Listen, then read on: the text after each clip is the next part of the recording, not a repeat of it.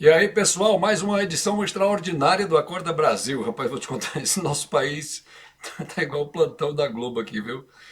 Caramba, bicho! Minhas redes sociais estão passando aí, dá joinha, se inscreve, marca a sinetinha, compartilha, faz o que tem que fazer, toda essa bagaça.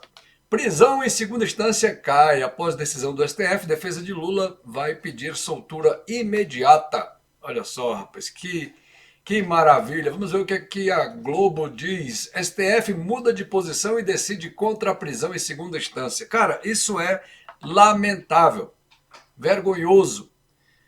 Uma Suprema Corte que se molda ao réu é algo que não existe em país sério nenhum do mundo. Esse nosso Brasil realmente é de arrepiar. É lamentável. Em 2016, se não me engano, outubro de 2016, esse mesmo STF decidiu que, sim, era constitucional prender um réu que já foi condenado na segunda instância. Para quem não sabe, deixa eu explicar, eu não sou advogado não, mas eu sei um pouquinho de leis. Quando acontece um julgamento, existe a primeira instância do julgamento, que é um juiz que vai analisar aquele caso, vai analisar as provas, vai ouvir testemunhas, vai, enfim, fazer todo o trabalho de julgamento de acordo com o que diz a lei. E aí o juiz determina se aquele réu é culpado ou inocente, e se ele for culpado, o juiz determina também a sua sentença.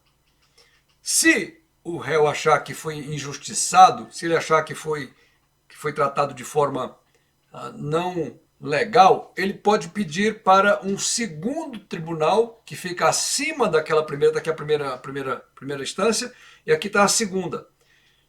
No segundo tribunal tem os desembargadores que estão acima dos juízes, que mais uma vez vão se debruçar sobre o processo, vão analisar as provas, vão chamar testemunhas, vão ouvir de novo a defesa vai expor de novo argumentos, enfim, todo esse procedimento é feito. E aí, se esse tribunal, que no caso específico do Lula não foi apenas um juiz, mas 3 juízes, decidir que aquela primeira decisão do juiz da primeira instância era uma decisão justa, o tribunal pode, então, fazer uma decisão baseada nisso e mantém a primeira decisão do juiz.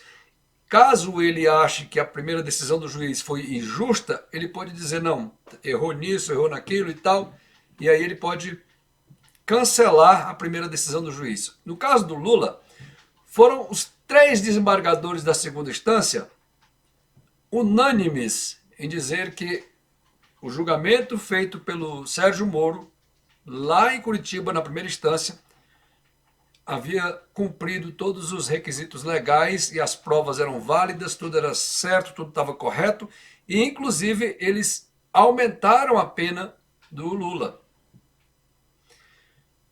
Pois bem, em 2016 o STF determinou que isso era válido.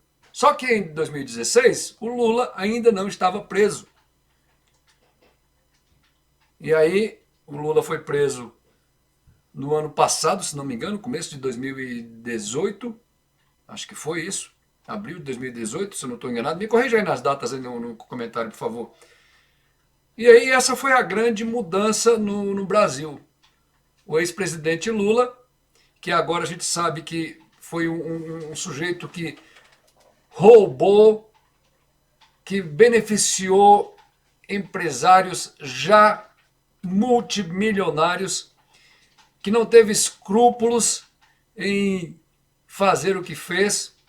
Aliás, ele já deveria ter sido preso lá atrás, no caso do mensalão, porque aquela questão de comprar deputados para que votem, comprar parlamentares, deputados e senadores para que votem de acordo com o que o presidente quer, isso é ilegal, isso é crime e isso é um tapa na democracia. Por isso, toda vez que vem alguém da esquerda dizer que não, eu respeito a democracia, eu quero democracia, eu digo, rapaz, aí tem história, aí tem coisa.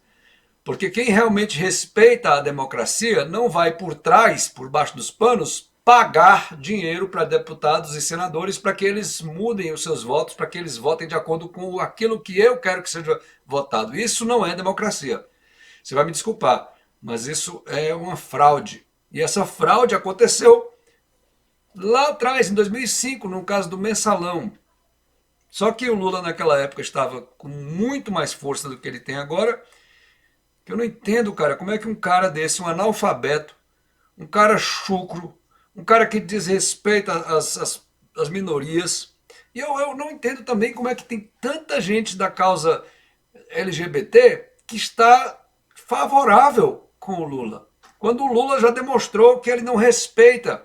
Quem não lembra do caso que ele estava fazendo uma entrevista e pegou na gola do... Você é de onde? De Pelotas. Rapaz, lá só tem viadinho, né, em Pelotas. Quem não lembra a história do grilo duro, do grelo duro das mulheres que o Lula falou? Cara, e outras barbaridades mais que esse cara falou. O cara é um chucro, o cara é um iletrado, e não é por isso que eu tô indignado, não. Estou indignado porque um sujeito desse que é desqualificado e desonesto consegue fazer com que a Suprema Corte do Brasil mude o entendimento e julgue assim, ó, de forma relâmpago, quando a gente tem um monte de denúncias nas redes sociais de pessoas que esperaram por décadas para ter um resultado de um julgamento no STF, mas o Lula conseguiu essa façanha, quer dizer, à custa de dinheiro que foi roubado, dinheiro desviado da população, dinheiro seu, cara, que foi roubado por esse cara, e agora tá aí, vai ser solto. A defesa dele já anunciou, vamos explicar aqui, defesa pedirá soltura imediata de Lula. Olha só, com a decisão do... Cadê, gente?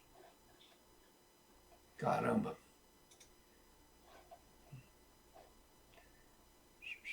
Tem que fazer o login, agora eu não vou poder fazer isso não, mas deixa quieto. Vamos lá, vamos voltar aqui. A namorada diz em rede social, amanhã eu vou te buscar, quer dizer que amanhã vai ter festa, né?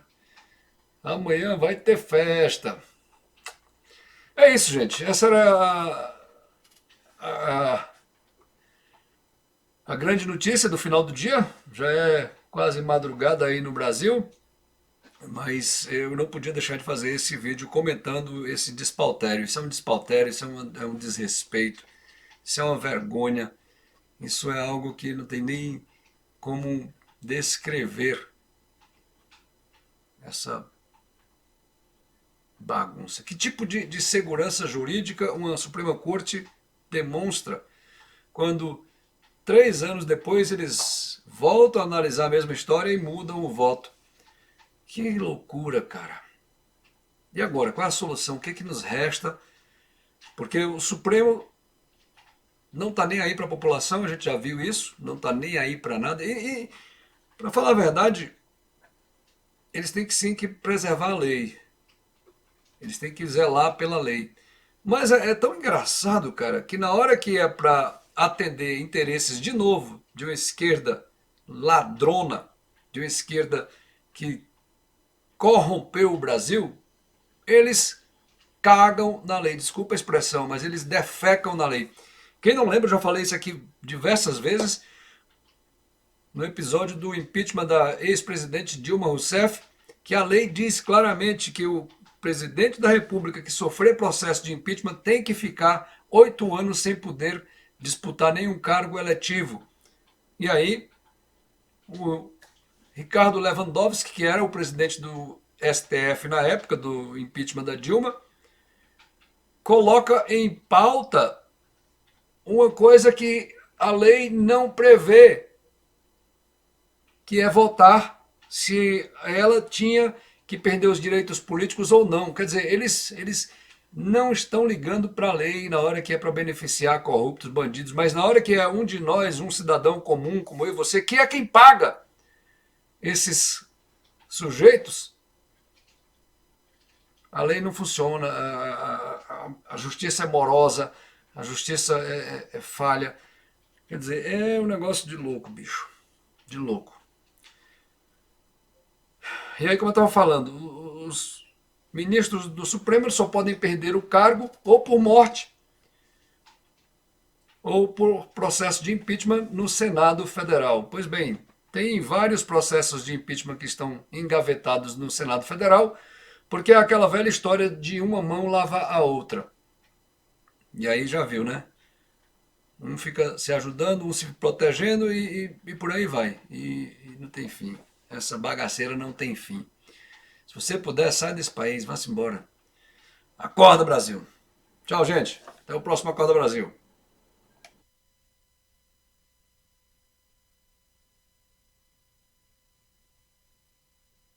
Você gostou? Não esqueça, dê seu joinha.